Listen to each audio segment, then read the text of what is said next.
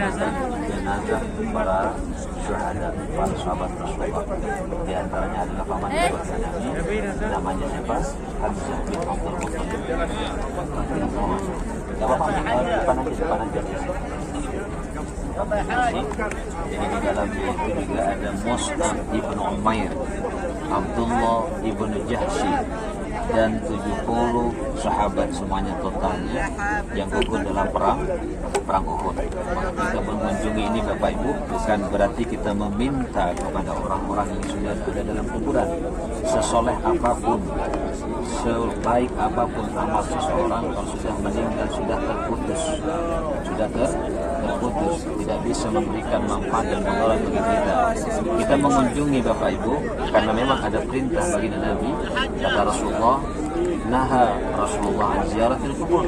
Rasulullah melarang untuk ziarah kubur karena pada awal-awal Islam itu diperkenalkan masih ada banyak pengaruh akidah-akidah kemusyrikan yang masih menjangkit orang-orang yang masuk Islam. Maka dilarang untuk mengunjungi atau menziarahi kuburan karena mereka masih terikat dengan akidah-akidah sebelumnya. Maka setelah Islam kuat, akidah tauhid betul-betul menguat dalam diri para sahabat, maka kata Rasulullah, fazuruha, maka ziarahlah kalian ke tempat di mana ada kuburan orang-orang yang soleh. Dan kita mendoakan Bapak Ibu, semoga orang-orang yang diletakkan di sini, dikuburkan di sini, mendapatkan tempat yang terbaik di sisi Allah Subhanahu Wa Taala. Dan kita yang berkunjung ini semoga oleh Allah diberikan ilmu, sebagaimana Allah memberikan ilmu kepada orang-orang yang soleh, orang-orang yang mati dalam keadaan syahid di sabilillah. Kita ucapkan salam, assalamualaikum dara qaumil mu'minin. Assalamualaikum ya Sayyidina Hamzah bin Abdul Muttalib. Assalamualaikum ya Abdullah ibn Jahsy. Assalamualaikum ya Mus'ab bin Umair.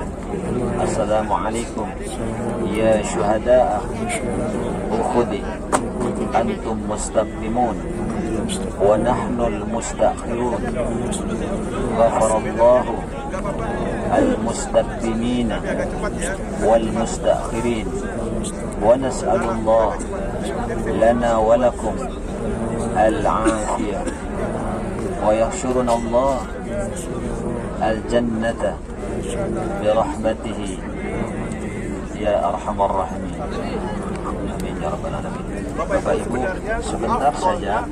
sebentar saja kami akan gambarkan bagaimana peperangan Uhud itu. Dan ada di hulu, di seberang jalan ini, tempat-tempat di mana dikuburkan atau disemayamkan para jenazah syuhada tersebut. Karena ada banjir, maka semua jenazah itu terhanyut oleh air yang dengan arus air yang begitu deras hingga terhenti jenazah itu di samping ini. Maka dulu saat jenazah itu terhanyut, maka muncul ke permukaan beberapa jenazah, tetapi masih utuh. Jenazah itu masih utuh. 50 tahun setelah pemerintahan Muawiyah, Abdullah bin Muawiyah, mereka ingin membangun irigasi, artinya saluran air. Karena saat itu jenazah itu tidak ditemukan posisi yang mana setelah tertimbun tanah, setelah terjadi arus air yang begitu deras.